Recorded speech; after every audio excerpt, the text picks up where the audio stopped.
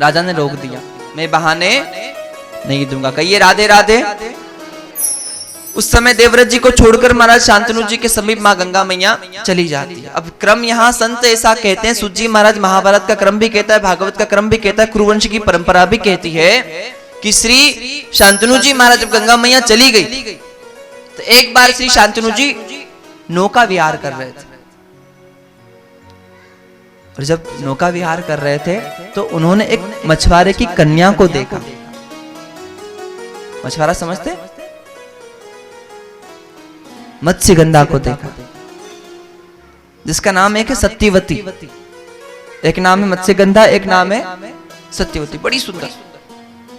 राजा मोहित हो गए। राजा शाम को गए उस मछुआरे के घर और कह रहे हैं, कौन राजा? शांतनु, जिनका ब्याह पहले किससे हुआ था? जिनके पहले बेटा है जिसका नाम क्या है? देवव्रत, वही आगे चलकर भीष्म पितामह बने।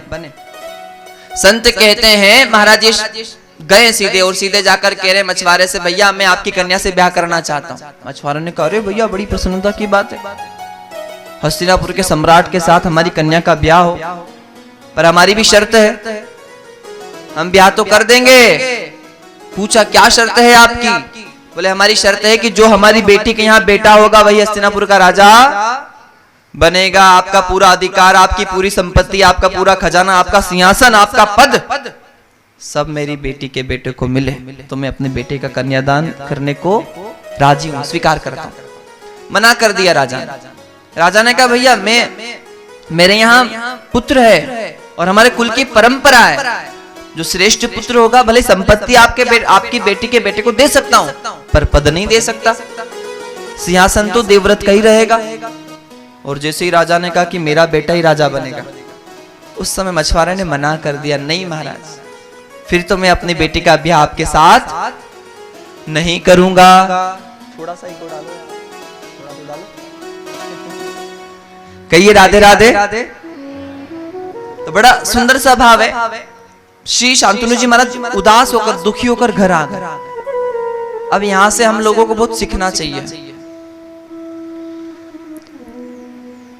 दुखी रहने लगे। उत्तम संतान किसे माना जाता है? जिसे हम कहें कि ये उत्तम है, सबसे श्रेष्ठ बेटा बहू है, सबसे श्रेष्ठ पुत्र है या श्रेष्ठ पुत्री है। उत्तम कौन? हम क्या हम उत्तम में आते हैं? उत्तम कौन है? जिसको माता पिता को कहना ना पड़े और माता पिता के मन की इच्छा को समझे और बिना कहे उनकी इच्छा को पूरा कर दे, वो संतान उत्तम मानी जाती है महाराज, वो श्रेष्ठ मानी जाती है। और मध्यम कौन है? जिसको माता पिता को कहना पड़े, भैया मेरे लिए ऐसा कर देना, और माता पिता कहे उसके बाद करे, तो वो मध्यम में है। अधम कौन है? जिसको माँ बाप कहे, एक बार नहीं 10 बार कहे तो भी नहीं करे, वो क्या है? अधम है। दुर्योधन, तुझे लगता है कि तुझे भय है मरने का, तू कह रहा था कि तू मर जाएगा, तो ऐसा कर, तू घर जा, घर जाकर अपनी पत्नी भानुमति है ना, दुर्योधन की पत्नी का नाम क्या है? भानुमति। तो भानुमति को भेजना कि जहां दादाजी माला करते हैं, राम नाम का जप करते हैं, वहां तू जा, और जैसे ही दादाजी पूजा करके अपने आसन को छोड़े, उनको जाकर प्रणाम करना, तो मैं तेरी पत्नी को आशीर्वाद दूंगा, भानुमति को आशीर्वाद दूंगा, अखंड सौभाग्यवती भव, और मेरा वचन जो मैं कहूंगा उस वचन की पालना परमात्मा भी करेगा, तू अमर हो जाएगा, तेरी पत्नी का सुहाग अमर हो जाएगा। तो तू समझाया।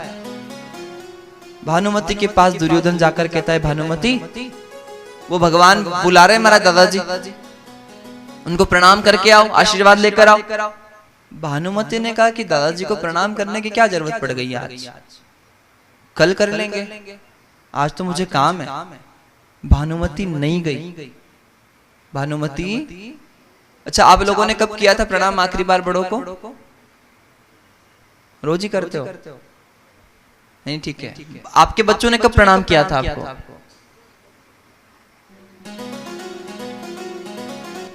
कोई बात नहीं, ठीक है, कहो राधे राधे। तो भानुमति भी नहीं गई। हमारा तो नियम हो गया ना, इस दिवाली को प्रणाम करो जिसका अगली दिवाली को प्रणाम करो, इस दशहरे को प्रणाम करो जिसका अगले दशहरे को प्रणाम करना। पर ये नियम नहीं था हमारा। क्या नियम था हमारा? प्रातः काल उठ के रघुनाथ। हमारा भगवान कौन है? राम।